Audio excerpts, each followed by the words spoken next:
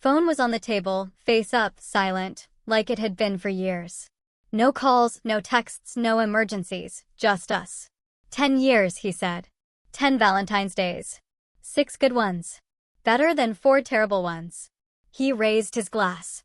To Vincenzo's and boundaries and boring evenings. To boring evenings, I echoed. We ate. We talked. We went home. No drama, no emergencies, no last-minute disasters. Just us, together, building the life we chose, the life we fought for, the life we deserved. And all of that was enough.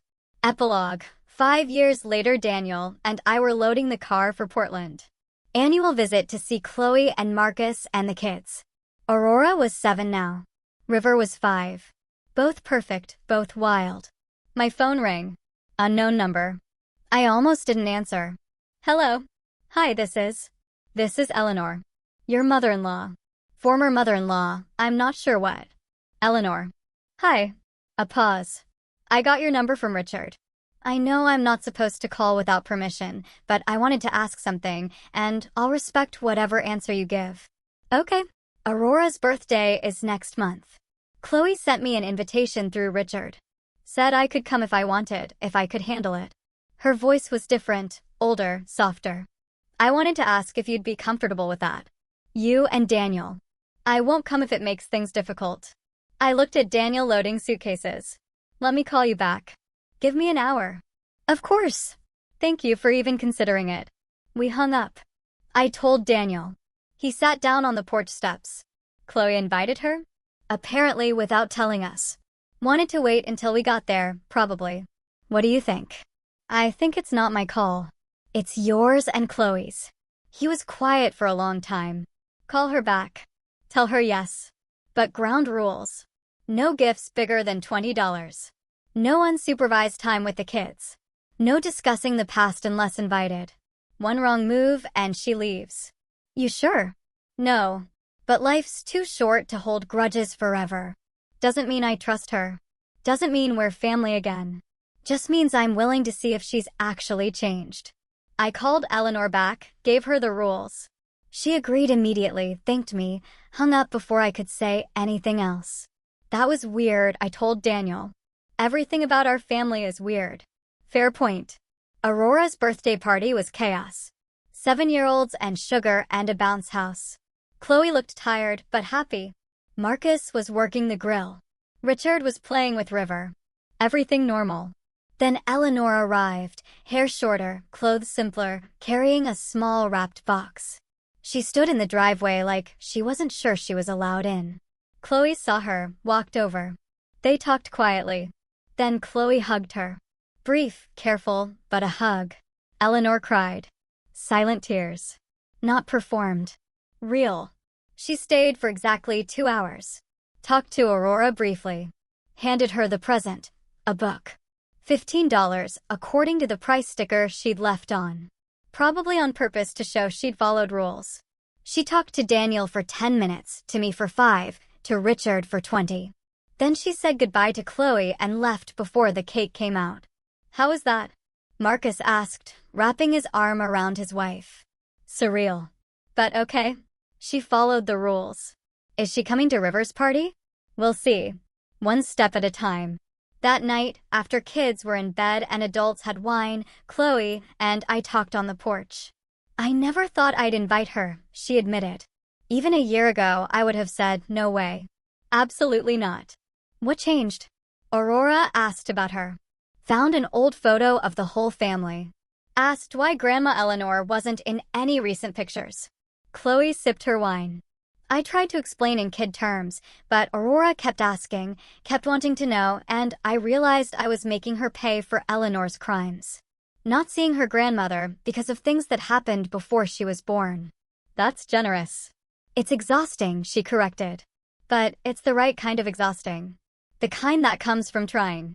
From giving people, even people who hurt you, a chance to do better. You think she has done better? I think she's trying. That's all I can ask for right now. We sat in comfortable silence, listening to Portland sounds. City noises. Life noises. Daniel told me something yesterday, I said. He said grudges are heavy and he's tired of carrying them. Smart man, your husband. He has his moments. Marcus and I are thinking about having a third. Really? Really. Figure if we can navigate blended family drama, we can handle 3 kids. That logic seems flawed. Probably. But we're doing it anyway. I laughed. Chloe joined. We sat there. 2 women who had survived family dysfunction and built something better. Not perfect, but better. And all of that was enough. Final scene. Present day 15 years after that first Valentine's Day disaster, Daniel and I were at Vincenzo's. Obviously. Where else would we be? The owner's son ran it now. Vincenzo had retired, but he still came by on Valentine's Day. Tradition. The young couple. Now old like me. He laughed at his own joke. Still making that joke, I said. Still funny. He winked. Your table is ready. The corner, like always. We sat. Ordered. Daniel's phone was on the table, face up, silent, like it had been for years. No calls, no texts, no emergencies, just us. 15 years, he said. 15 Valentine's Days. 6 good ones. Better than 4 terrible ones. He raised his glass. To Vincenzo's and boundaries and boring evenings. To boring evenings, I agreed. May we have 50 more. 50 more, he repeated. We clinked glasses, ate, talked, laughed, made plans for tomorrow and next week and next year. Daniel's phone stayed silent. No drama, no disasters, no last-minute catastrophes. Just us together, building our life, one boring, beautiful Valentine's Day at a time. And all of that was more than enough. It was everything. This journey, it wasn't easy. It forced us to confront so much, to redefine what family even meant. I'm curious, after hearing all this, what do you think is the hardest boundary to set with family, especially when there's so much history involved? Let me know in the comments below. Of normalcy fixed firmly on my face. Patrick caught my eye from across the room and smiled, completely unaware that our marriage, our love, might have just cost him his entire inheritance. The rest of the reception passed in a blur of forced smiles and strained laughter. I smiled for photos, cut the cake, threw my bouquet. Evelyn watched me the entire time, that same smug expression on her face, sipping champagne in her hideous chartreuse dress, like she'd already won. At midnight, Patrick and I finally collapsed in the opulent honeymoon suite at the hotel. He started unbuttoning his shirt, grinning at me with that boyish charm I'd fallen in love with 3 years ago. Best day of my life, he murmured, pulling me close. I wanted to tell him. The words sat heavy, suffocating, on my tongue. But he looked so happy, so completely, blissfully content, that I couldn't bring myself to shatter it. Mine, too, I lied, the words tasting like ash. We made love that night, but I was a million miles away. My mind kept replaying Evelyn's icy words. Tomorrow, we're calling the lawyers. I barely slept. At 6 a.m., while Patrick snored softly beside me, I quietly slipped out of bed, grabbed his laptop from his bag, and started frantically researching trust fund clauses. What I found made my stomach churn with dread. Matrimonial approval clauses were real. And they were enforceable. If Patrick's grandfather had indeed included one in the trust document, and if Evelyn's signature was required for approval, we were in serious trouble. This wasn't just some small inheritance either. Patrick had mentioned once that his grandfather had left him close to $4.7 million, set to fully vest when he turned 30. He was 28 now. I thought about our life together. The small apartment we rented because Patrick wanted to build something on his own first. The modest car he drove, how he never seemed worried about money, but never spent extravagantly either. He'd been waiting for that trust fund, planning on it, building his future around it. And I, in my quest for revenge, had just jeopardized everything. At 8 a.m., Patrick's phone rang, startling us both. He groaned, reaching for it without even opening his eyes. Hello. His voice was thick with sleep. I watched his face morph as he listened, confusion, then disbelief, then something chillingly close to horror. What? No, Mom. That can't be right. He sat bolt upright, suddenly wide awake. What do you mean the lawyers are already reviewing it? My heart sank like a stone. It was happening. Already. Patrick listened for another agonizing minute, his jaw clenching tighter with every word. "I'll call you back," he finally managed and hung up. The silence that stretched between us was suffocating. "What was that about?" I asked, my voice barely a whisper, even though I already knew. He turned to look at me, his eyes searching my face, clouded with a dawning terror. "My mom says there's a clause in my grandfather's trust. Something about needing both parents' approval for major life decisions, including marriage. And she didn't approve." "Apparently not." He ran his hands through his hair, that familiar gesture he made when he was utterly stressed. "She's saying I have to get the marriage annulled or I forfeit the entire trust fund." "Patrick," I began, my voice barely steady, Did you know about this?" The question hit me like a physical slap. "What?" "No. How would I know about your family's trust fund?" "I don't know," he shot back, his voice rising. "But Chloe seemed to know everything else about what Mom was planning. Maybe she told you about this, too." "She didn't." I insisted, my voice cracking. "I swear. Your mother told me last night at the reception." His eyes narrowed, a flicker of accusation entering them. "And you didn't think to mention it?" "We were at our wedding, Patrick." I yelled, finally losing my composure. I wasn't going to ruin our reception over something that might not even be true. "Might not be true?" He grabbed his laptop, pulling up his email. "Mom sent me a copy of the trust document. Let me show you exactly how true it is." He clicked open an attachment, and there it was. Pages and pages of dense, impenetrable legal language. But one section, starkly highlighted in yellow, jumped out. The beneficiary must obtain written approval from both living parents for any marriage contracted before the age of 30. Failure to obtain such approval will result in immediate forfeiture of all trust assets, which will then be redistributed to surviving family members as outlined in Section 7. I read it 3 times, each word hammering another nail into my chest. I never knew this was in here," Patrick said quietly, his voice hollow. "Grandfather died when I was 19. My dad handled all the legal stuff. He never mentioned any conditions. Maybe he didn't know either. Or maybe he knew my mom would use it as a weapon someday." Patrick closed the laptop with a soft thud. "She's done this before with my sister, Chloe." I'd heard snippets of this before. Chloe had dated a guy in college, Liam, whom Evelyn disapproved of. The relationship had ended badly, though Chloe never talked about the details. "She threatened Chloe's trust fund," Patrick continued. "Chloe doesn't have one, not really. She gave in to Mom's demands about who she could date, what major to choose, where to live after graduation. In exchange, she gets a monthly allowance. But the real money, that was mine. Was mine. We can fight this." I insisted, a desperate spark of defiance igniting. "We'll get a lawyer. We'll challenge the clause." Patrick laughed, a harsh, bitter sound that held no humor. "With what money? That trust fund was going to let us buy a house, start a business, maybe have kids without worrying about finances. Now," he gestured around our small apartment, "now we're 2 people with $86,000 in student loans, working jobs that barely cover rent." I wanted to argue, to scream that we'd make it work, but he was right. I was a junior graphic designer making $42,000 a year. He was in marketing, pulling in maybe $55,000. We'd been coasting, blissfully assuming the trust fund would arrive in 2 years and change everything. "So, what do we do?" I asked again, my voice small.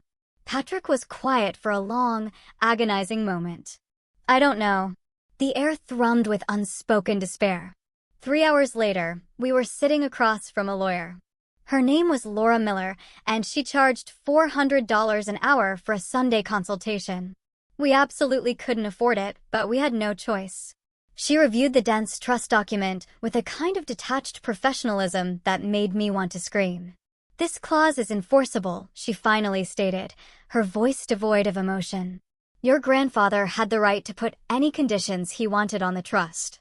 The question is whether the court will consider marriage approval to be reasonable. Patrick leaned forward, his face etched with anxiety. "And?" Laura sighed. "Probably yes." Courts generally respect the wishes of the deceased when it comes to estate planning. Unless you can prove the clause is discriminatory or against public policy, it stands. Patrick slumped back. So, I either get an annulment, or I lose $4.7 million. That's the situation, Laura confirmed.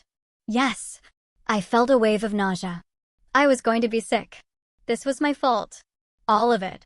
If I hadn't orchestrated the wine incident, if I'd just let Evelyn wear her white dress and dealt with it like an adult, maybe she wouldn't be weaponizing the trust fund now. What if we can get his mother to sign the approval? I asked, a flicker of desperate hope. Laura looked at me over her reading glasses, a hint of pity in her gaze. That would certainly solve the problem. But based on what you've told me, that seems unlikely. There has to be something else. I pressed, my voice rising. Some loophole. There isn't, she stated, her tone final. I'm sorry, but this is pretty straightforward. The trust has conditions. Those conditions weren't met. The beneficiary loses access to the funds. We left her office in a shroud of suffocating silence. Patrick didn't look at me during the elevator ride down. He didn't speak during the drive home. When we got back to our small apartment, he went straight to the bedroom and closed the door, the soft click echoing like a gunshot. I sank onto the couch, staring at nothing, a cold dread seeping into my bones. My phone buzzed. A text from Evelyn. I hope you enjoyed your wedding night. Patrick knows now, I assume. Such a shame, but actions have consequences, dear. You wanted to humiliate me. Consider yourself humiliated. I typed and deleted 5 different angry responses before finally settling on nothing. Anything I said would only make things worse. Another text came through, this time from Chloe. I heard what Mom did. I'm so sorry. I should have warned you about the trust fund clause. I didn't think she'd actually use it. My fingers flew across the screen.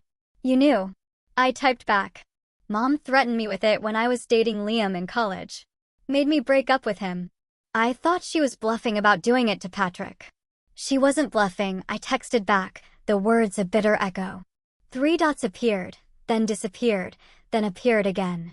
Come over tomorrow. Don't tell Patrick. I might have something that can help. I desperately wanted to ask what, to press for details, but the dots disappeared, and she didn't respond to my frantic follow-up messages. That night, Patrick slept on the couch. I could hear him pacing at 2 a.m., the floorboards creaking. He was probably researching lawyers, or annulment procedures, or ways to magically produce $4.7 million. The next morning, I called in sick to work and drove across town to Chloe's apartment. She answered the door looking utterly exhausted, dark circles smudged under her eyes. You look how I feel, I said, stepping inside. I didn't sleep a wink. Her apartment was tiny, but every piece of furniture, every artwork on the walls, screamed expensive. It made sense. Evelyn controlled Chloe's purse strings completely. I need you to understand something before I show you this, Chloe said, locking the door behind me. Her voice was low, serious. If my mom finds out I gave this to you, she'll cut me off completely. No more allowance, no more car payments, no more health insurance. I'll be on my own. Then don't show me, I said immediately. I can't ask you to risk that. Chloe shook her head, her jaw set. Yes, you can. Because what she's doing, it's wrong. Chloe pulled out her laptop. After Liam, she explained, her voice tight, I started digging into the family finances. I needed to know exactly what leverage Mom had over me. She pulled up a folder crammed with scanned documents. This is everything I could find about Patrick's trust fund. The original will, all the amendments, correspondence between my grandfather and his lawyers. Then, she clicked on one file. And this, she said, her voice dropping to a whisper, is the smoking gun. The document was a letter, dated 6 months before Patrick's grandfather died, addressed to Patrick's father. I read it out loud, my voice trembling. I'm concerned about Evelyn's influence over the children. She's become increasingly controlling, particularly regarding Chloe's personal life. I've added the marriage approval clause as a safeguard, but I want you to know it was never meant to be weaponized. If Evelyn tries to use it to control Patrick, I trust you'll override her objection. My intent was to protect the children from making rash decisions in their early 20s, not to give Evelyn permanent control over their lives. My breath hitched. Your grandfather wanted your dad to override Evelyn's objection. Exactly, Chloe exclaimed, a triumphant glint in her eyes. The clause requires approval from both parents, but it doesn't specify that it has to be unanimous, just that both parents need to weigh in. So, if your dad approves, the condition is met. Chloe smiled then, a genuine, hopeful smile, the first I'd seen since I arrived. My dad signed an approval form the day after your engagement was announced. He's always liked you. I saw it in his desk drawer. Hope, fragile but fierce, fluttered in my chest. Why didn't he tell Patrick? Because he didn't know Mom was going to object.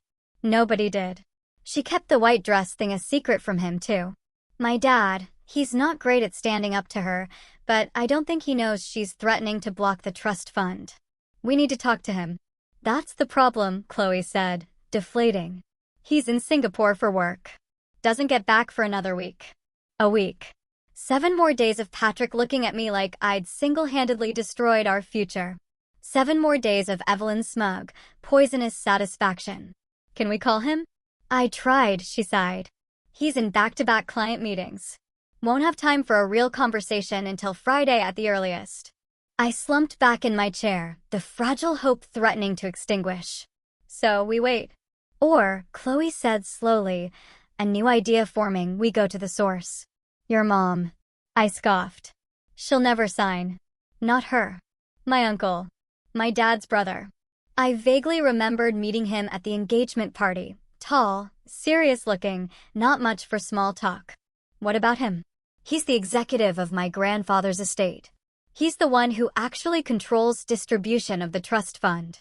If we can convince him that Mom is abusing the clause, that this isn't what grandfather intended, he might be able to override her. Can he do that? I'm not sure, Chloe admitted, but it's worth a shot.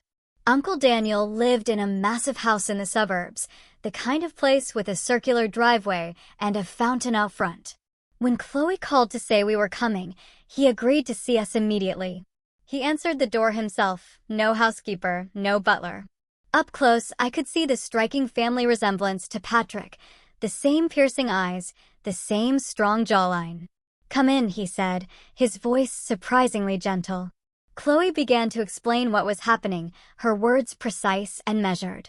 We sat in his study, surrounded by floor-to-ceiling bookshelves and heavy leather furniture that probably cost more than my car. Evelyn is blocking Patrick's trust fund because she disapproves of your marriage, Uncle Daniel stated, not as a question, but as a plain fact. Yes. And you want me to override her? We want you to enforce what your father actually intended, Chloe corrected softly, her gaze firm.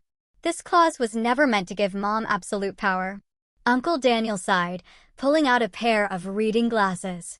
I've been expecting this call for years. I knew Evelyn would eventually use that clause as a weapon.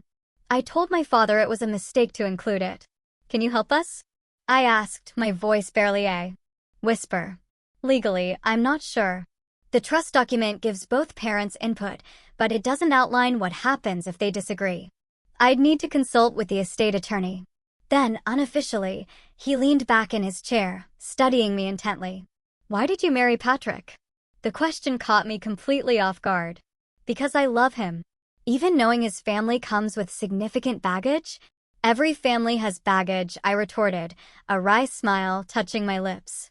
True, he conceded, a faint hint of a smile on his own face. But not every family has Evelyn. He actually smiled then, a genuine, if weary, smile. I've known my sister-in-law for 30 years. She's brilliant, ambitious, and absolutely ruthless when she feels disrespected. You humiliated her at your wedding. She tried to wear a white dress, I countered. I know, he said, a flicker of amusement in his eyes. I saw the photos. That chartreuse monstrosity was inspired. He chuckled, a deep, rumbling sound. But Evelyn doesn't forgive. Ever. Even if I override her on the trust fund, she'll find other ways to make your life hell. I can handle Evelyn. Can you? Because this won't be the last battle. She'll criticize how you raise your children, where you live, how you spend money. She'll poison other family members against you. She'll show up uninvited and expect to be accommodated. And Patrick, he paused, his gaze softening slightly. Patrick has never been good at standing up to his mother. I thought about Patrick sleeping on the couch. Not quite blaming me, but not quite defending me either. I know. And you still want this marriage? Yes. Uncle Daniel was quiet for a long moment, then nodded slowly. All right. I'll make some calls. But I need you to understand something. Even if I can legally override Evelyn's objection, the family dynamics won't change. You're going to spend the rest of your life fighting with her. I know, I said again, my resolve firm. What I didn't say was that I was already planning for that. Evelyn had shown me exactly who she was. Now I just needed to be smarter about how I dealt with her. That evening, I went home to find Patrick packing a bag. Where are you going? I asked, my heart sinking. My parents' house. My dad gets back from Singapore on Wednesday. I need to talk to him in person. Your mom will be there, I pointed out, my voice flat. I know. He didn't look at me. But I need to figure this out. Chloe and I talked to your uncle today, I blurted out. He thinks he might be able to help. Patrick paused, a shirt halfway into his duffel bag. What did you tell him? The truth. That your mom is abusing the trust fund clause. He slammed the duffel bag down. You had no right to involve more family members in this. I had every right. I shot back, my own anger flaring. This affects both of us. Does it? He zipped the bag closed with a violent tug. Because from where I'm standing, this is all about you and my mom. I'm just collateral damage. That's not fair. I cried. Isn't it? You knew she hated you. You knew she'd be at the wedding, but you couldn't just let the white dress thing go. You had to orchestrate this elaborate revenge plot. She was trying to upstage me at my own wedding. So what? He yelled, his voice raw. So people would have whispered about her tackiness. Big deal. Instead, you humiliated her in front of 200 people, and now I'm losing $4.7 million. The words hung in the air between us, heavy and poisonous. You blame me, I said quietly, my voice cracking. I blame both of you. You and my mom, playing these stupid games while my life falls apart. He grabbed his bag and walked toward the door. Patrick, wait. I need some space. I'll call you in a few days. The door closed behind him with a soft click that felt louder than a thunderclap. I stood there in our silent apartment, surrounded by wedding gifts we hadn't even unwrapped yet, and a chilling thought settled over me. Evelyn might have one after all. The next 3 days were the longest of my life. Patrick didn't call, didn't text. When I tried reaching him, his responses were curt. Fine. Busy. Later. I threw myself into work, spending 12-hour days at the design studio, desperately trying not to think about how my marriage was crumbling before it had even really started. On Wednesday afternoon, Chloe called. Uncle Daniel got the estate lawyers involved, she said, her voice a mix of frustration and urgency. They're saying the trust document is ambiguous about disagreeing parents. It could go either way. That's not helpful, Chloe. I snapped, my patience worn thin. Wait, there's more, she hurried on. They found something in the original correspondence. Grandfather wrote a codicil 6 weeks before he died, specifically addressing this scenario. He wrote that if the parents disagree on approval, the executive should side with whichever parent is acting in the beneficiary's best interest, which would be your dad, not your mom. Exactly. But Uncle Daniel needs your father-in-law to formally submit his approval in writing, with a statement explaining why the marriage is in Patrick's best interest. And he needs it before Mom's lawyers file a formal objection. When does she file? I asked, my heart pounding. Friday. So, we have less than 48 hours. I tried calling Patrick again. Straight to voicemail. Your dad needs to sign the trust approval form. I texted, desperation seeping into every word. Please call me. 3 hours later, he finally responded. Dad signed it this morning. He's sending it to Uncle Daniel tonight. Mom is furious. Is it enough? I typed back, holding my breath. Lawyer says, probably. We'll know by tomorrow. Can we talk in person? The 3 dots appeared and disappeared several times, an agonizing dance, before his response finally came through. Not yet. I need more time. That night, Sleep was a cruel joke. Every time I closed my eyes, I saw Evelyn's smug face. I heard Patrick's voice, accusing, "I blame both of you." At 2 a.m., my phone rang. Unknown number. I answered, my voice hoarse. "Hello. Is this Mrs. Henderson?" A woman's voice, professional, but colder than ice. My new last name still felt strange, foreign on my tongue. "Yes, this is she. This is Ms. Thompson, Evelyn Anderson's attorney. I'm calling to inform you that my client is pursuing legal action regarding the trust fund matter. We'll be filing for a declaratory judgment tomorrow morning, asking the court to invalidate your marriage's approval status." My heart hammered against my ribs.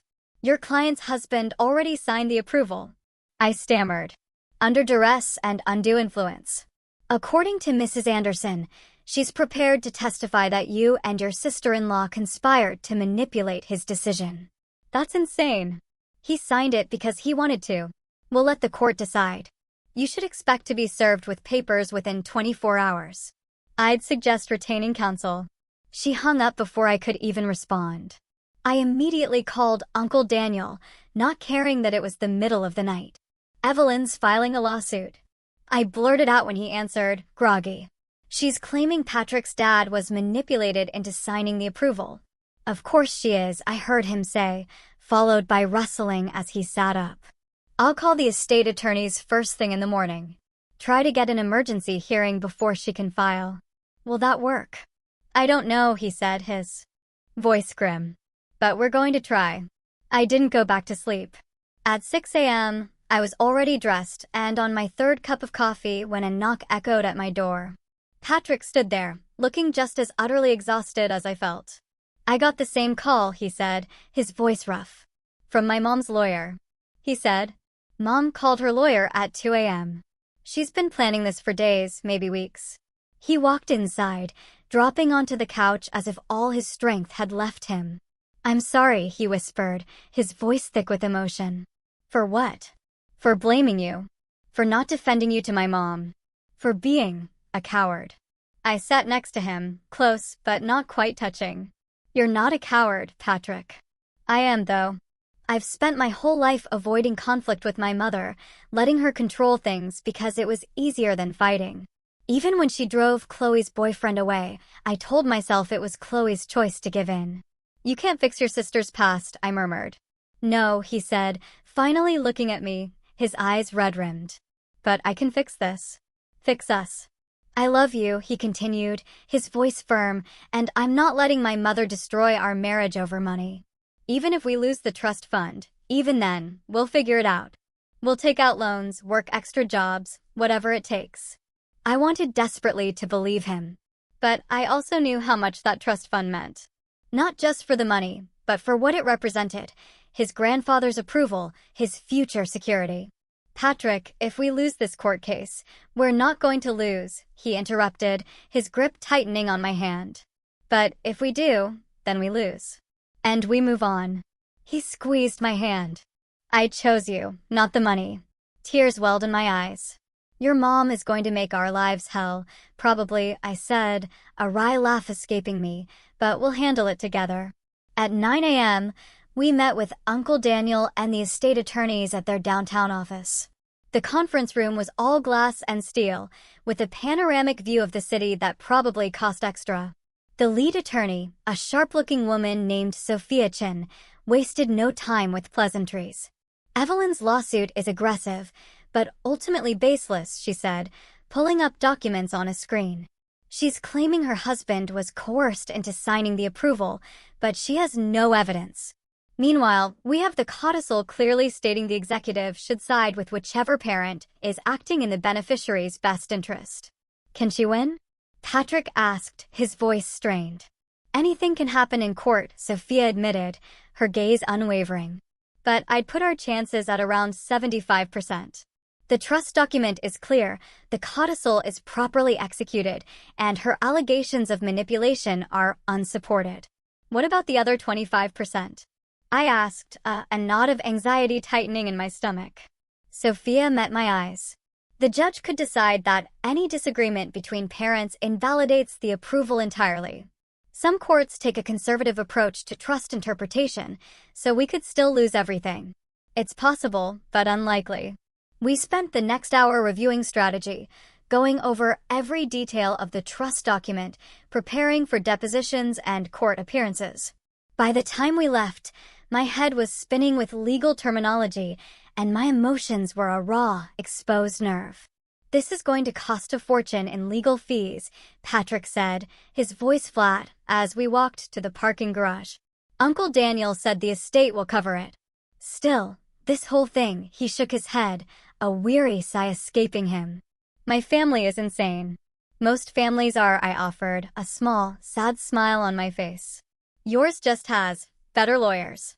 He laughed then, a genuine, full-throated laugh, the first real one I'd heard from him in days. True. That evening, the papers arrived. We were officially served. Evelyn's lawsuit was 47 pages long, filled with accusations and convoluted legal arguments that essentially boiled down to, "I don't like my daughter-in-law, so she shouldn't get any money." I read through it once, my stomach churning, then tossed it aside. Dwelling on it wouldn't help. "Want to order pizza and pretend we're normal people?" I asked Patrick, trying to lighten this suffocating mood. "God, yes." We spent that night on the couch, eating pepperoni pizza and watching terrible reality TV, deliberately not talking about trust funds, or lawsuits, or his mother. Just being together. Around midnight, my phone buzzed. An unknown number. "You think you've won, but you don't know the half of what I'm capable of." "This is just the beginning." I showed it to Patrick. His jaw clenched. "That's my mom's number. She got a new phone. Should we tell the lawyers?" "Add it to the pile of evidence that she's completely unhinged," he muttered. He took my phone and, with grim determination, blocked the number. "She's not going to stop until she's destroyed us, or we've destroyed her." "Then I guess we better make sure we win," I said, my own resolve hardening. The next few weeks were a blur of relentless legal proceedings. Depositions where Evelyn's lawyer probed, asking increasingly invasive questions about my intentions toward Patrick, my family background, my financial situation. Through it all, Evelyn sat across from me, a faint, smug smile playing on her lips, as if she knew some secret I didn't. Patrick's father was deposed, too. He testified calmly, definitively, that he'd signed the approval willingly, that he believed I was genuinely good for his son, and that his wife's objections were based purely on personal animosity rather than any legitimate concerns for Patrick's welfare. Evelyn's lawyer tried to argue that Patrick's father was being controlled by me, that I'd somehow manipulated him during our few interactions. The argument was so laughably thin, it was almost insulting. But still, the trial date kept getting pushed back. First 1 month, then 2. Evelyn's lawyers filed motion after motion, prolonging everything. "She's trying to drain the estate's legal budget," Sophia explained during one of our strategy meetings. "Force a settlement." "Will it work?" I asked, my voice weary. "Not if Uncle Daniel holds firm." And so far, he's not budging. Meanwhile, life, in its relentless way, went on. Patrick and I settled into a strange routine, learning how to be married while simultaneously embroiled in a legal war. Some days were good. We'd cook dinner together, talk about normal things like where to hang pictures or what color to paint the bathroom. Other days, the grinding stress got to us, and we'd fight about stupid, petty things, dishes left in the sink, forgetting to pick up groceries. One evening, 3 months after the wedding, I came home to find Patrick sitting at the kitchen table, his head buried in his hands. "What happened?" I asked, my heart clenching. His voice was muffled. "I ran into my mom at the grocery store." I sat down across from him, bracing myself. "What did she say?" "She asked when I was going to come to my senses and get the annulment. Said it wasn't too late. That the trust fund was still mine if I just admitted I'd made a mistake." His voice cracked, thick with pain. She was crying. Actually crying, saying I was breaking her heart. He looked up at me, his eyes red-rimmed and raw. "I told her no, that I'd chosen you and I wasn't going back." And he swallowed hard. "She said I was dead to her.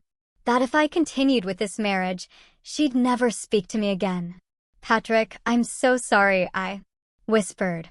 Don't be, he said, pushing away from the table and pulling me into a fierce hug. She gave me an ultimatum. I chose you. He buried his face in my hair. But it still hurts, you know? She's my mom. Even if she's terrible, she's still my mom. I held him as he cried, this strong man who'd endured 3 months of legal hell, finally breaking down because his own mother had rejected him. That night, as we lay in bed, he said quietly, if we lose the lawsuit, I don't want you to feel guilty. I already feel guilty, I confessed. Well, don't. This isn't your fault. It's my mom's. She's the one who couldn't accept that I'm an adult who can make my own decisions.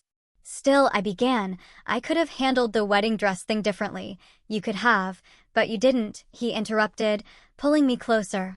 And honestly, I'm glad you stood up to her. Someone needed to. 2 weeks later, we finally got our trial date. 6 months after the wedding, we'd have our day in court. Sophia prepared us extensively, mock questioning, reviewing testimony, going over every possible angle Evelyn's lawyers might take. The key, she explained, her voice sharp and focused, is showing that your marriage was entered into in good faith for legitimate reasons, not as some scheme to access Patrick's money. They're going to paint you as a gold digger. We need to counter that narrative. How? Character witnesses. People who can testify about your relationship, your values, your character. Friends, coworkers, family members. We spent the next month meticulously lining up witnesses. My best friend from college, who had witnessed Patrick and me fall deeply in love. My boss, who could testify about my strong work ethic and fierce independence. Patrick's friends, who had known him for years and could speak to how genuinely happy he was in our relationship. Even Olivia, my maid of honor, bravely agreed to testify, despite her nervousness about being in court. You stood by me through the wedding planning disaster, she said, a small, fierce smile on her face. I'm standing by you now. The night before the trial, I couldn't eat. My stomach was a tangled mess of knots, my mind racing through every terrifying possible outcome. What if we lose? I asked Patrick for what felt like the 100th time. Then we lose, he said, his voice quiet but firm, and we build a life anyway. But nothing, he interrupted, pulling me close. I meant what I said. I chose you over the money. I'd choose you 100 times over. I wanted so desperately to believe it would be that simple. But I'd seen how the relentless stress had worn on both of us. The bitter fights over money, the gnawing anxiety about our future, the immense weight of knowing that one court decision could change everything. The trial started on a Tuesday morning in late July. The courthouse was grand and imposing, all gleaming marble and high, echoing ceilings that made me feel impossibly small. Evelyn was already there when we arrived, flanked by her legal team, dressed in an expensive navy suit and pearls, looking every inch the respectable matron. When she saw us, her expression didn't even flicker, just that same cold, calculating stare. The courtroom filled up quickly. Uncle Daniel sat on our side, along with Patrick's father, who'd flown back from another business trip specifically for this. Chloe was there, too, a silent act of rebellion, despite knowing it might mean losing her allowance. The judge, a stern-looking woman in her 60s named Judge Eleanor Vance, called the court to order. Evelyn's lawyer went first, his voice dripping with condescension, painting a picture of me as a calculating social climber who had deliberately seduced Patrick for his trust fund. He presented the infamous wine on the dress incident as prime evidence of my vindictive nature, even showing photos of Evelyn in the chartreuse nightmare as proof of my cruelty. Mrs. Anderson subjected my client to deliberate humiliation, he argued, his voice rising. This is not the behavior of a woman who married for love. This is the behavior of someone settling a score. Our lawyer, Sophia, countered with the full context. The white dress Evelyn had planned to wear, the years of subtle, and not so subtle, mistreatment, the documented history of Evelyn trying to control every aspect of Patrick's life. Then came our witnesses. My college roommate testified about late-night conversations where I'd gushed endlessly about Patrick long before I knew a thing about a trust fund. Patrick's best friend from high school talked about how Patrick had visibly changed since meeting me, becoming more confident, more independent. Patrick's father took the stand, calm and dignified, and explained precisely why he'd signed the approval. "I've known my son his entire life," he stated, his voice clear. "I've never seen him happier than he is with this young woman. My wife's objections are based on personal grievances, not on any legitimate concern for Patrick's well-being." Then Evelyn took the stand. She was a masterful witness, playing the wounded, heartbroken mother perfectly. Tears welled in her eyes as she spun a tale of how I'd poisoned Patrick against her, how the wine incident had been a calculated attack meant to destroy her relationship with her son. "I only want what's best for Patrick," she whimpered, dabbing delicately at her eyes with a lace handkerchief. "And marrying someone so vengeful, so cruel, it's simply not in his best interest." Sophia, our lawyer, then began her cross-examination, systematically dismantling Evelyn's performance. She brought up Evelyn's extensive history of controlling behavior, the way she'd driven away Chloe's college boyfriend, the documented instances of her interfering in Patrick's previous relationships. "Isn't it true, Mrs. Anderson," Sophia asked, her voice calm but penetrating, "that you've objected to every serious relationship your son has had?" Evelyn's composure cracked, just slightly. "I've had concerns." "Yes or no, please."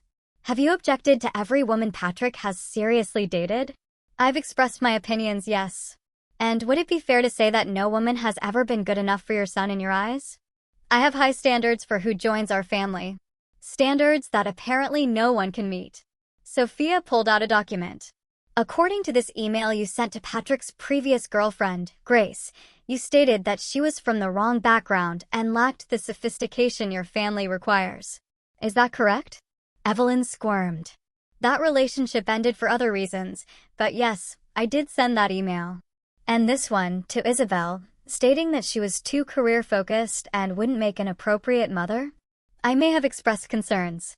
And this one, to Hannah, calling her common and unsuitable?" Evelyn's face flushed a deep crimson. "I was protecting my son. Or controlling him?" "Objection." Evelyn's lawyer shot up. "Sustained," Judge Vance said calmly. "Counselor, rephrase." The cross-examination continued for another grueling hour, Sophia methodically dismantling Evelyn's carefully constructed image as a concerned mother, revealing her instead as what she truly was, controlling, manipulative, and utterly unable to let her son make his own choices. By the time she stepped down from the stand, she was visibly shaken, her composed mask finally, irrevocably, slipping. Then it was Patrick's turn on the stand. He was calm, measured, articulate. He explained in clear, heartfelt terms why he'd married me, how our relationship had developed, and what the trust fund truly meant to him. "I won't lie and say the money doesn't matter," he began, his voice steady. "But it matters less than my wife. My mother has always tried to control who I date, who I'm friends with, what career I pursue. The trust fund was just her latest leverage point. But I'm 28 years old. I'm allowed to make my own decisions, even if she doesn't agree with them." Evelyn's lawyer tried to shake him on cross-examination, suggesting that I'd manipulated him, that he was too influenced by me to see clearly. "Has your wife ever pressured you about the trust fund?" The lawyer sneered. "Never. Never asked when you'd receive it, how much it was, what you'd do with it.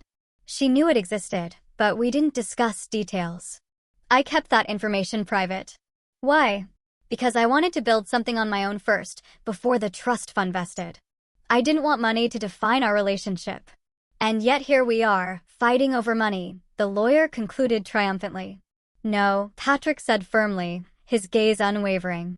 "Here we are fighting over my right to marry who I choose. The money is just my mother's weapon of choice." The trial lasted 3 excruciating days. By the end, I was utterly exhausted, emotionally drained from reliving every intimate moment of our relationship under the harsh, unfeeling light of legal scrutiny. Judge Eleanor Vance said she'd take the matter under advisement and issue a ruling within 30 days. We left the courthouse in a heavy silence, too wrung out to even discuss how it had gone.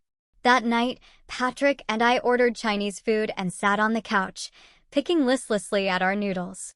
Neither of us had an appetite. "Do you think we won?" I asked, my voice small. "I have no idea," he sighed, running a hand through his hair. Judge Vance's face didn't give anything away. What if she rules against us? Then we figure it out together. I wanted to ask how. I wanted to plan and strategize and control something in this situation that felt entirely out of our hands, but I was too tired. We fell asleep on the couch, still in our court clothes, the TV playing some late-night show neither of us watched. The next morning, I woke up to find a text from Chloe. "Mom moved out last night. Just packed bags and left. Dad's freaking out." I showed it to Patrick. He stared at the message for a long moment. "She's trying to punish him," he said finally, his voice flat. "For testifying against her. Will she come back? Who knows?" He shook his head slowly. "My parents' marriage has always been," he trailed off, searching for the right word. "Complicated." 2 weeks later, we got word that Patrick's father had filed for divorce.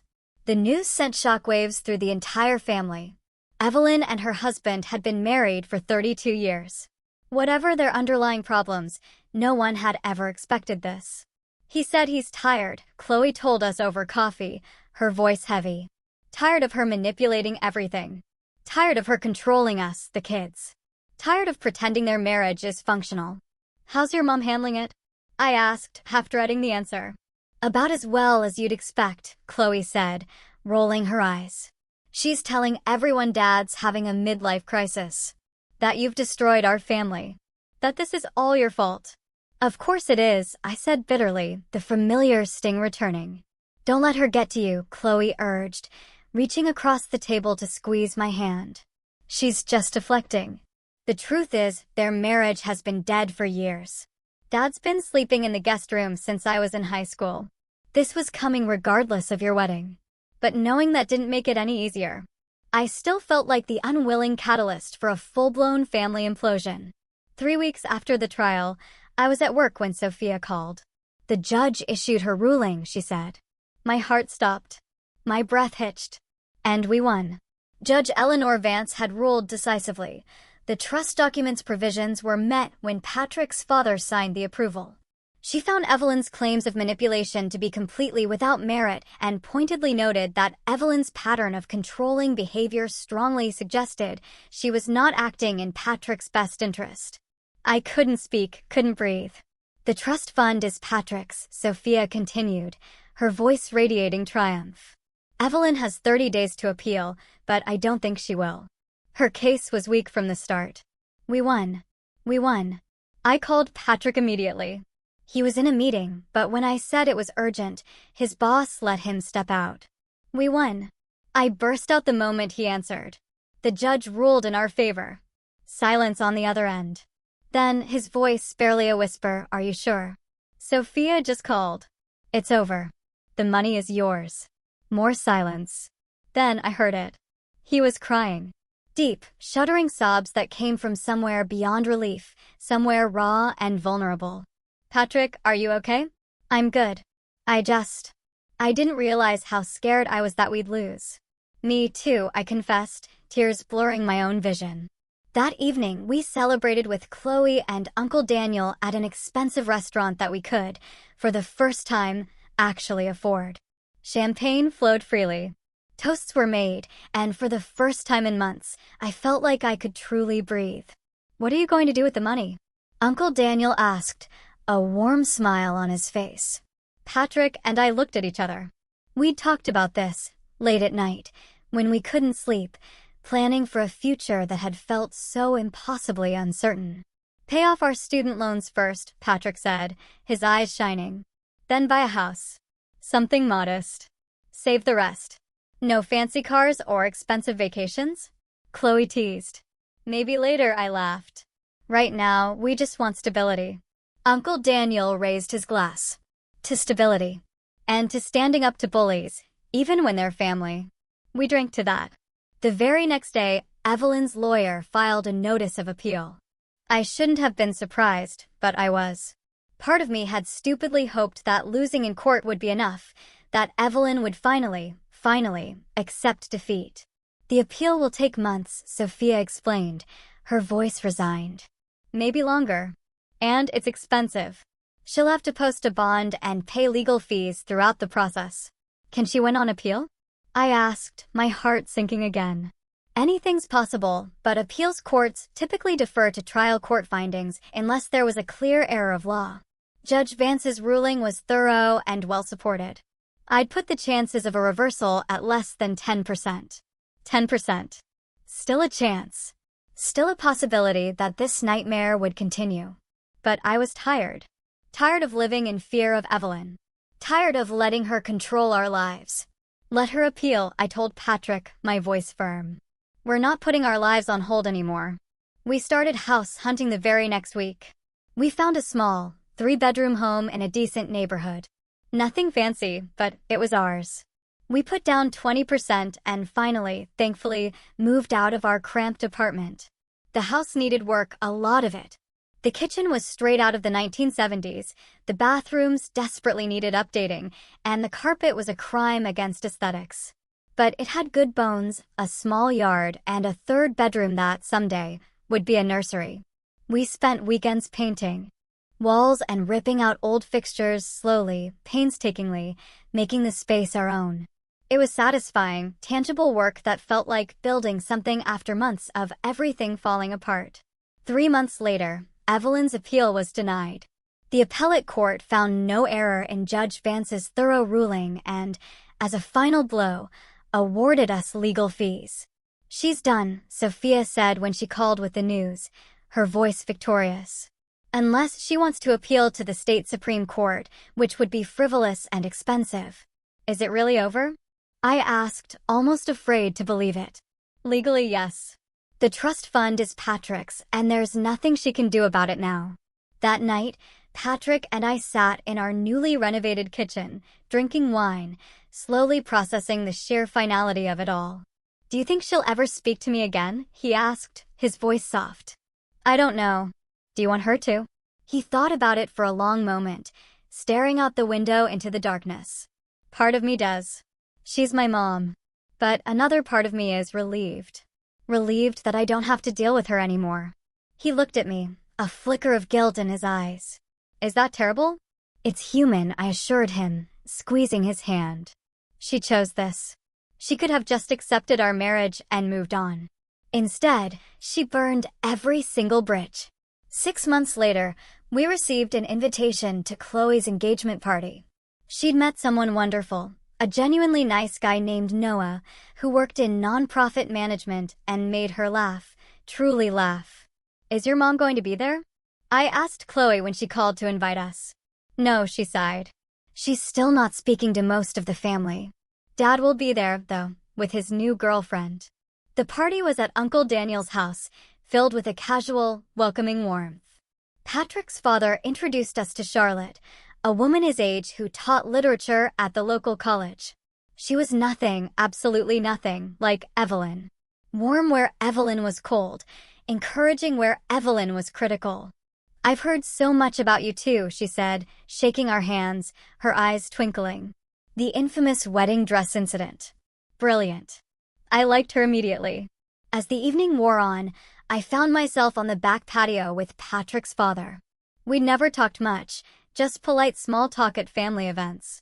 I owe you an apology, he said, surprising me. For what? For not standing up to Evelyn sooner. For letting her behavior go unchecked for so many years. I told myself I was keeping the peace, but really, I was just being a coward. You testified for us in court. You signed the approval. That counts for something. He shook his head. It's the bare minimum of what a father should do, support his son's choices. He took a slow sip of his drink. The divorce was the best decision I've made in 20 years. I only wish I'd done it sooner. How's Evelyn handling it? About as well as you'd expect, he said, a grim line to his mouth. She's telling anyone who will listen that I abandoned her, that you're a homewrecker, that the whole family has turned against her. But mostly, she's alone. Which is what happens when you spend your whole life pushing people away. I felt a small, fleeting twinge of pity for Evelyn, despite everything she'd put us through. To lose your husband, your son, and most of your family, all because you couldn't control your insatiable need to control everything.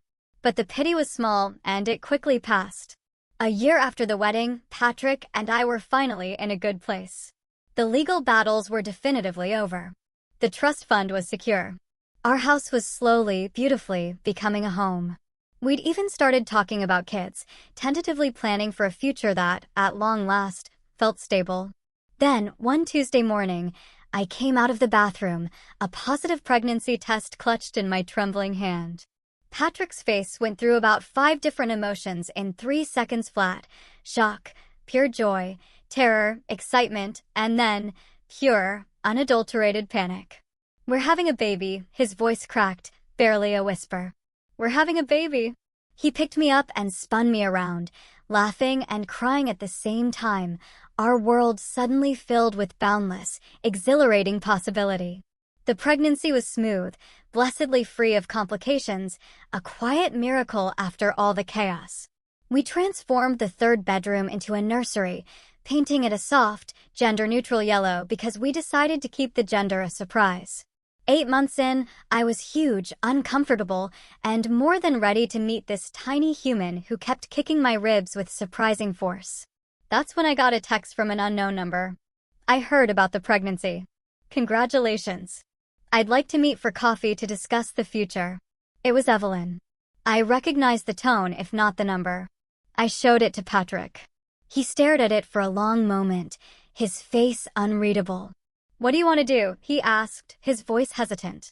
"I don't know," I confessed, my emotions a jumbled mess. Part of me wants to just ignore it. But she's the baby's grandmother. Yeah. We talked about it for days, weighing the pros and cons, the potential for disaster against the faint glimmer of hope. Finally, I agreed to meet her, but only in a public place and only for an hour. The coffee shop was neutral territory, a bustling Starbucks where, I hoped, nothing too dramatic could happen. Evelyn was already there when I arrived, looking smaller somehow. Older. "Thank you for coming," she said, her voice softer than I'd ever heard it, as I sat down. "I almost didn't. And I wouldn't have blamed you if you hadn't." She wrapped her hands tightly around her coffee cup. "I've spent the last year in therapy. Court-mandated initially because of the divorce, but I've continued going." "Good for you," I said, genuinely surprised. "My therapist helped me see some things about myself. About my need to control everyone around me. About how I've destroyed every meaningful relationship in my life because I couldn't let go." I waited, unsure where this was going, my guard still firmly up. "I'm not asking for forgiveness," she continued, her gaze unwavering. "I don't deserve it. But I'm asking for a chance to be part of my grandchild's life. To do better than I did with my own children. I know I don't deserve it. I know what I put you through. The wedding dress thing was petty. The lawsuit was cruel. I've been a terrible mother and an even worse mother-in-law." She looked up at me, and for the first time, I saw something truly genuine in her eyes. Something beyond the manipulation and the control. Just raw regret. "But I don't want to miss out on my grandchild's life because I was too proud to admit I was wrong." I studied her face, searching for any flicker of deceit. Some indication that this was another manipulation. But she just looked tired. And profoundly sad. "I need to talk to Patrick about this," I finally said. "Of course. I understand." She pulled out a card, placing it on the table. "This is my therapist's information. She's willing to do some family sessions if you'd be open to it. Neutral ground, professional mediation." I took the card. "I'll think about it. That's all I'm asking." I left the coffee shop feeling profoundly confused. Part of me, the naive, hopeful part, wanted to believe Evelyn had truly changed. Another part, the wounded, pragmatic part, remembered every cruel thing she'd done, every calculated manipulation, every relentless attempt to destroy my marriage. That night, I told Patrick about the meeting. "What do you think?" he asked, his voice cautious. "I think people can change," I said slowly. "I also think your mom has spent 60 years being exactly who she is. Can someone really change that much?" Patrick was quiet for a moment. "I don't know, but maybe it's worth finding out. For the baby's sake." 3 weeks later, we started family therapy. Evelyn, Patrick, and me, sitting in a small, neutral office while Dr. Miller mediated. It was awkward. It was painful. It was deeply, profoundly uncomfortable. Evelyn had to confront her behavior head-on. She had to hear, directly from Patrick, how her actions had affected him. She had to listen to me describe the trauma and fear of the lawsuit. There were sessions where she cried, sessions where Patrick yelled, sessions where I wanted nothing more than to walk out and never come back. But slowly, incrementally, things began to shift. Evelyn began taking accountability, real accountability, not the hollow non-apologies she'd used before. She acknowledged the harm she'd caused. She worked, actively, on her control issues. She started respecting boundaries. It wasn't perfect. She still made comments sometimes that crossed the line, still tried to assert control in subtle, insidious ways. But when called out, she'd catch herself, apologize, and visibly try to do better. Our daughter, Lily Rose, was born on a rainy Tuesday in March. 8 pounds, 3 ounces, with Patrick's intense eyes and my stubborn chin. Evelyn met her 3 days later in the hospital. She brought flowers, not the extravagant, expensive arrangement she would have chosen a year ago, but a simple, heartfelt bouquet from the grocery store. "She's beautiful," Evelyn said, tears streaming down her face, her voice choked with emotion. "Absolutely perfect. Do you want to hold her?" I asked, a tentative olive branch. Evelyn looked at me like I'd offered her the entire world. "Really? Truly?" I watched as Evelyn carefully cradled her granddaughter, saw something soft and vulnerable in her face that I had genuinely never seen before. Maybe people could change. Maybe it just took the right, overwhelming motivation. Over the next year, Evelyn slowly, painstakingly, proved herself. She respected our parenting decisions, even when she disagreed. She asked before visiting instead of simply showing up uninvited. She apologized when she overstepped. It wasn't perfect, not by a long shot. We had setbacks, arguments, moments where old, toxic patterns resurfaced. But she kept working at it. She kept trying to be better. 2 years after the wedding, Patrick and I hosted Thanksgiving at our house. Chloe and Noah came, now married themselves. Patrick's dad and Charlotte, Uncle Daniel and his wife, and even Evelyn. She brought a homemade pumpkin pie and, to my utter astonishment, complimented my cooking without a single backhanded comment. As I looked around the table at this family, a family that had almost destroyed itself over pride and control and money, I felt something close to profound peace. We'd survived. More than that, we'd actually built something good from the wreckage. After dinner, Evelyn asked to speak with me privately. We went out to the back porch, where the November air was crisp and clear. "I wanted to thank you," she said, her voice soft in the twilight. "For what?" "For not giving up. On Patrick. On the marriage. On the possibility that I could be better. A lot of people would have written me off completely. I almost did, I admit it honestly. I know. And I don't blame you." She looked out at the yard where Patrick was playing with Lily Rose in the fallen leaves, their laughter echoing softly. "When I wore that white dress to your wedding, I thought I was making a point. Showing you that you'd never really be part of this family, that I'd always have the power." I met her gaze. "You succeeded in making a point, Evelyn. Just not the one you intended." She let out a sharp, bitter laugh. "The wine incident, by the way, was brilliant. I was absolutely furious in the moment, but looking back, I probably deserved worse. I spent so much of my life trying to control everything. My husband, my children, even you. And I almost lost it all because I couldn't accept that control is an illusion." "You didn't almost lose it all," I corrected her gently. "You did lose it all. You lost your marriage, your relationship with Patrick, your dignity in court. You had to build it all back." "You're right," she conceded, a weary sigh escaping her. "And I'm still building. Every day I'm trying to be better than I was. It's exhausting. Honestly, growth usually is." We stood in silence for a moment, watching Patrick and Lily Rose, a tiny, joyful blur in the fading light. "I won't ever be perfect," Evelyn said finally, her voice soft. "I'll probably screw up again. Say the wrong thing. Try to control something I shouldn't. But I want you to know that I'm trying. Really trying. I know, I said, and for the first time, I truly meant it. And as long as you keep trying, we'll keep working with you. She nodded, blinking back tears. Thank you. Inside, someone called us for dessert. We went back to the warmth and comforting noise of family. That night, after everyone had gone home and Lily Rose was fast asleep, Patrick and I sat in our living room, exhausted but profoundly content. Did you ever think we'd get here? He asked, a soft smile on his face. With my mom actually being decent? Honestly, no. I thought we'd be estranged from her forever. Would that have been easier? He considered it. Maybe. But this is better. Not easy, but better. I'm proud of you, for giving her a second chance when you didn't have to. I'm proud of you, too, I replied, leaning my head on his shoulder, for standing up to her in the first place. For choosing us over the money. The money helped, though, he grinned. It definitely helped.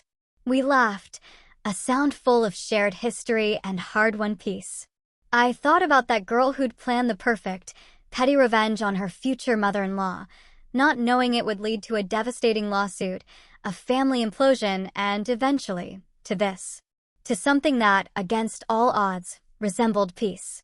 The trust fund money sat in our bank account, most of it carefully invested for Lily Rose's future. We'd bought our house, paid off our debts, donated to causes we deeply cared about.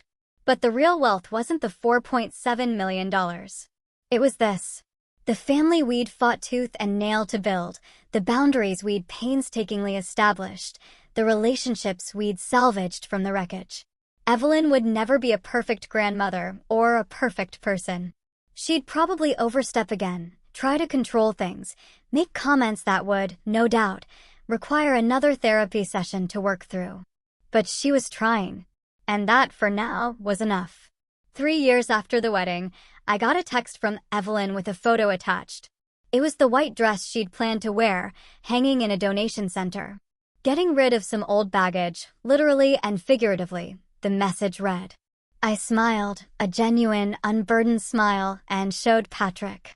Character development, he said, a playful glint in his eye. Redemption arc. Do you forgive her for everything? I thought about it. Forgiveness was complicated. It wasn't a single moment or a definitive decision, but an ongoing, conscious choice. I'm working on it, I told him. The same way she's working on being better. Fair enough. That evening, we had dinner with just the three of us, me, Patrick, and Lily Rose, who was now old enough to smear spaghetti sauce all over her face and demand more garlic bread. As I watched my husband make silly faces at our daughter, as I sat in the home we'd bought with money we'd fought for, as I contemplated calling Evelyn just to say thank you for the text, I realized something profound. The wedding dress revenge had been satisfying in the moment. But this messy, complicated, hard-won family peace was so much better than any revenge could ever be. Sometimes, the best payback isn't destruction. It's building something good, something enduring, despite someone's best efforts to tear you down. And we'd built something good.